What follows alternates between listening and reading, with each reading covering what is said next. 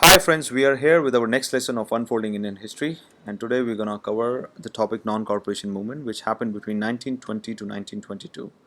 By the end of this video, I will be covering all the aspects of this movement, how it happened, when it happened, where it happened, and who all were part of it. Let's just try to understand the literal meaning of non-corporation first. Non means negation, and corporation is acting together to achieve a common goal. When we say non-corporation, it simply means refusal to your terms, especially in the form of protest. But all successful protests require people to be a part of it.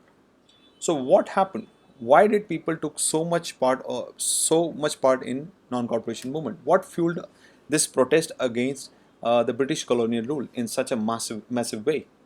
Let's try to understand a little backdrop of British history in India. So this is the map of India when Britishers were here, when they started ruling us. So there was no Pakistan, there was no Bangladesh, there was no partition of India. So Britishers came to India in roughly in 16th century, and it was 1612 when East India Company was established, and they were here to trade with Indians. But during trade, they started exploiting us. They started having hard negotiation with the rulers of India because India was a princely state, and they had their own terms. Their rule, the first account of rule, is was started in 1757. So British ruling started in India started in 1757, and it took us 100 years to have first resistance against the British rules. So in 1857, it was the popular revolt of 1857, which is also called as Sepoy Mutiny of Sepoy. So it started in Meerut. Then from Meerut, it died and it went to Lucknow. It then the sepoys went to Delhi to gather some support from Bahadur Shah Jafar, and they asked him to lead this revolt against the Britishers. But he was very old, so he couldn't fight for against the Britishers because Britishers were getting powerful. So the spark for independence started in 1857, but all those revolts were fragmented. It did not spread to all the sections of the society, and there was no leader to unite the resistance against Britishers. It was there, the spark was there, but there was no leader. So in this space, Gandhi came in and filled up that gap of leadership. Gandhi came to India in 1905, which was 48 years after the revolt of 1857. In between, things happened. Congress was formed. Gandhi came in, he had his popularity for his achievements in South Africa.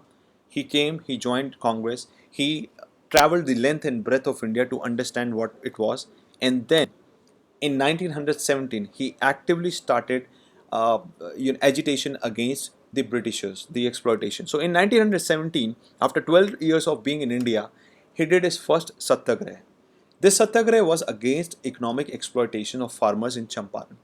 Farmers in Champaran were forced to grow indigo, which was harmful for the fertility of the soil, and on top of it, they were asked to pay hefty taxes, which led them in poverty. So Gandhi protested against this, and he demanded for tax resumption, and he wanted freedom for the farmers to grow their own crop.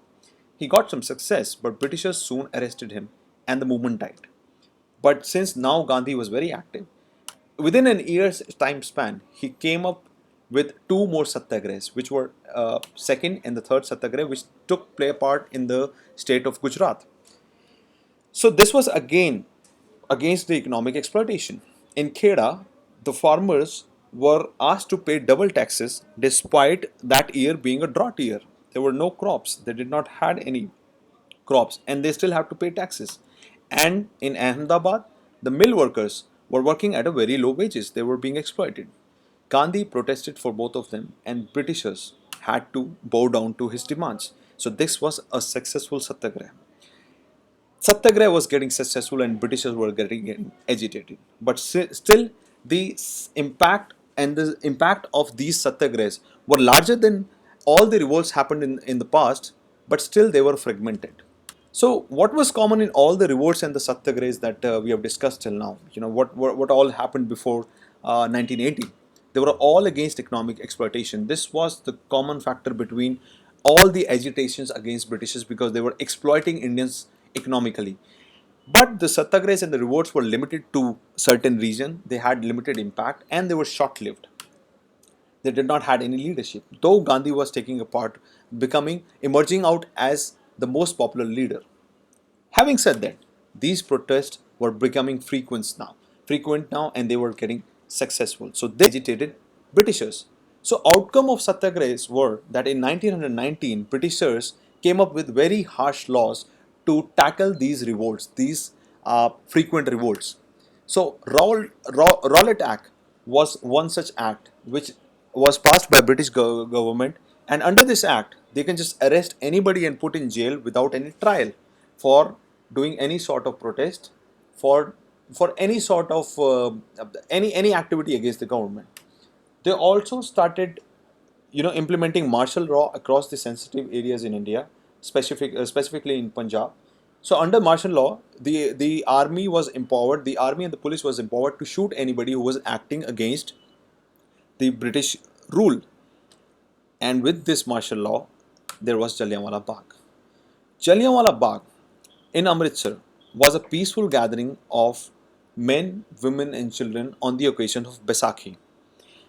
General Dyer went there with his army of 45 people and ordered an open fire on the peaceful gathering.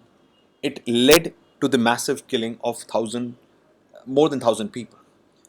This was the tipping point of all the agitations that were happening against British rules. This was coupled with Khilafat movement. Khilafat movement was a global movement, and in India, Ali brothers, Shaukat Ali and Muhammad Ali, were leading it. They joined hand with Gandhi, and together both these agitation resulted in non-corporation movement. This Jallianwala Bagh became the tipping point of it because year of suppression piled up. The rage and economic suppression led to non-corporation movement in 1920. Such was the widespread impact of this non-corporation movement that all people from all classes joined it. The rich class was funding it, the landlords joined it under the leadership of Baba Ramchandra, the tribals joined under the leadership of Alluri Sitaram Raju, and the farmers joined this movement. This movement was coming out to be the most successful movement, and Congress even had the dream that they might get independence very soon. But let's move on to certain characteristics of non-corporation movement. So all those people, Gandhi requested people to boycott Britishers completely, boycott all sort of jobs. Be it a barber job, you just have to boycott it. You don't have to serve Britishers. Boycott British-made goods. Don't buy anything that Britishers were selling you. This will lead to the downfall of their economy. Boycott all the institutes, schools, courts established by Britishers. Return the titles. Start domestic production. He introduced the concept of charkha so that people can weave their own khadi and can then make their own cloth. This will help the economy. This will fuel the economy in India. So the intent was to have a economic harmony, money and development and self-rule. And the bottom line of this movement was non-violence. This was the biggest ideology of Mahatma Gandhi on which he wanted to gain the freedom. And under this ideology, this ideology itself led to the calling off of non-corporation movement as well. This is one of the posters which Congress issued during the non-cooperation movement, and they asked people to come and burn the foreign goods, burn their clothes, so that it can boost up the local economy. The farmers will make everything, and local people will buy it from them. So Chauri Chara was the incident which led to the calling off of non-corporation movement because it was an act of violence and Gandhi did not like it. So on 4th February 1922, protesters set fire to the police station during a clash and it led to the death of 22 policemen. Gandhi was very disappointed and he called off the non-corporation movement. Despite being short-lived, non-corporation movement had a significant impact on our struggle for freedom.